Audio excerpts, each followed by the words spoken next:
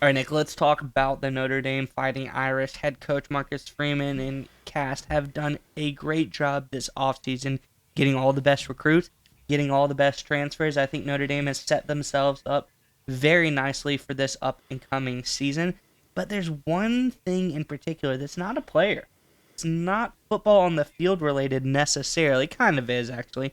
But this is talking about coordinators, and Notre Dame has gone all out to get the best coordinators for this program, and they spared absolutely no expense. Let's get into the article, and we'll talk more about this on the other side. This is from over on 3, and it says experienced high-paid offensive coordinators in Notre Dame haven't gone hand in hand lately until now. Pro Football Focus released a list of the highest earning OCs in college football on Thursday, and the Fighting Irish's Mike Denbrock is at the top of the chart, currently making $2.1 million per season.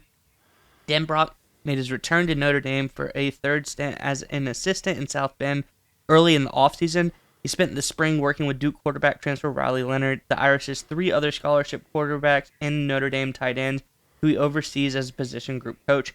Denbrock replaced Gerard Parker, now the head coach at Troy. Again, this from over on 3 Sports.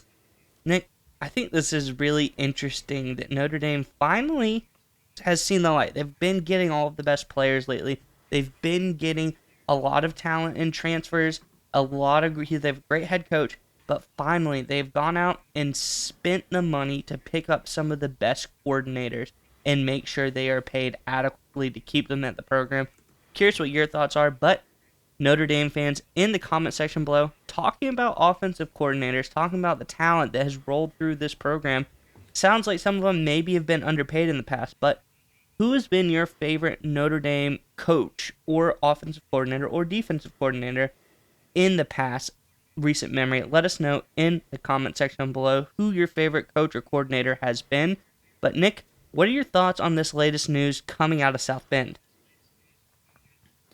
So I think it's part of a strategy from Notre Dame, and I think it's a really smart one because it's one of the realities, right? We know we live in the NIL transfer portal world. So in terms of player development, in terms of getting a guy coming in as an 18-year-old kid and growing him over the next 3 to 5 years achieve the maximum ability, that era is pretty much completely gone, right? And there's a lot of different programs that are taking different approaches. Some programs have said, listen, we're going to go all in on transfers, right? We've seen a lot of different programs do that, some good success, some bad. We've seen a lot of programs sit there and say, hey, listen, we're going to be the biggest NIL spender in the entire world, and we're going to go all in on that. We've seen some programs are like, listen, we're kind of going to go away from transfers and NIL a little bit and try and sell ourselves as a developmental program, and we're going to go all in on that, right? Those are the three major strategies we've seen, and Notre Dame has had a little bit of its foot in each of those three strategies this offseason.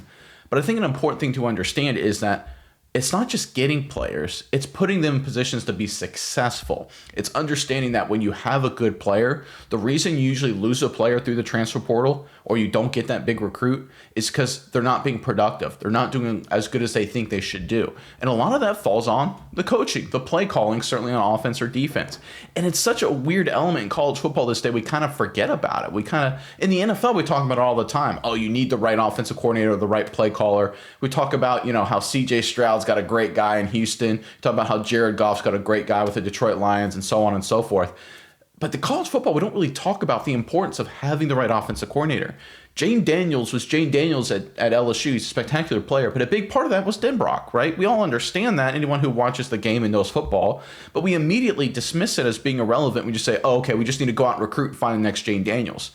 No, you don't get Daniels without Denbrock. They go hand in hand, right? Daniels is a great talent, but you need the right play caller and the right coach. And Notre Dame very intelligently recognized that, hey, listen, we can go out and try and play this recruiting and transfer game, and we can do extremely well. But the reality is, like every other program, from Ohio State to Oregon, from USC to Miami, we're going to lose guys if they don't think they can play up to their talent. But if we invest in our coaching staff and our play callers, where the players come in, transfers, recruits, and they put up big numbers and they're really productive and do amazing things and go on to be first-round picks, Heisman Trophy candidates, and so on, they ain't going to want to transfer. They ain't going to want to leave South Bend, right? And more recruits are going to want to come to South Bend. It's such a weird kind of obviously smart strategy. I'm surprised other programs don't do it. Ohio State tried it a little bit with Chip Kelly this offseason. They inked him to a $2 million deal. I think that's an underrated move as well. But I want to give a lot of credit to the Notre Dame athletic department and Coach Freeman here. understanding it's like, listen, just because we do well in recruiting, just because we bring in transfer portals, that doesn't stop there. We got to put these kids in positions to be successful, to be productive. That's going to want to make them stay in South Bend, and it starts with having the right play caller and the right assistant coach. Den Brock is that guy here on the offensive side of the ball, and credit to Notre Dame for recognizing that. Yeah, Nick, and I think, like you said, this was a great decision for Notre Dame, and some people might be like, well, this is just offense. What about the defense? Well, the defense, same situation. Maybe not exactly as high, but dollar-wise, it's the same amount. They have top 10 paid defensive coordinator in Al Golden as well, $2 million per year. He's actually number 6 on that list. So he is pretty high towards the top. Yeah, Blake Baker from LSU is the highest, but that's $2.5 million, so they're pretty close. They're paying both their coordinators top dollar to come in here and help this team come along. It's like you said, you can have all the talent in the world, but if you don't have the right coaching staff, you don't have the right coordinators to put in the right systems and get everything moving, it's kind of a waste. But also, at the same rate, if you pay your coordinators and you invest in that aspect of the game, that's an investment that's going to last for a long time. A player can, well, who even knows nowadays how long players can play in college football, but player typically can only play for 4 or 5 years on a college football team, and so that's as far as your investment can go. A coordinator could last much longer than that if you have something special running on your team. I think that's exactly what Notre Dame is trying to do. They're trying to get something special going with this team. They're already so good, and I think by paying these coordinators and getting the right systems and infrastructure for the team in place, they're going to make themselves national championship playoff contenders for a very long time. And there's one more point. I think I didn't hit on this as well as I wanted to, but it's important to understand. It's an element in investing and allocating dollars called arbitrage, where you want to get the most value for your buck, right? And right now we see every program in the country, they're trying to invest in everything from new facilities to help recruits to NIL collectives. But where you see a lot of potential, the biggest impact, and I agree with you, is these assistant coaches. These are the guys that deal with these players. They train the next generation of coaches. They call the plays. That's where you can actually get a big value for your buck here. You think Jane Daniels, before he was at LSU, you think he didn't have a lot of talent? Of course he did. But he goes to LSU, he's got great coaches and some better infrastructure around him, and he becomes a first-round pick, top 5 pick, Heisman Trophy winner, right?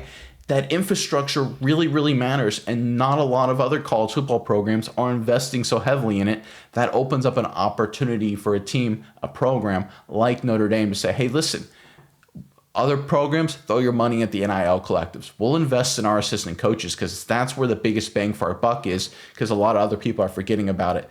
This is really smart, savvy capital allocation by the Notre Dame Fighting Irish, and I think we'll see I agree with you, it's not just a short-term move. That's the other thing with NIL collectives. That's year by year, right? Sometimes month by month, the way it seems now. But investing in assistant coaches and building a strong coaching staff, overpaying for top talent in some cases, that's long-term strategic thinking, and it's a great move by Notre Dame.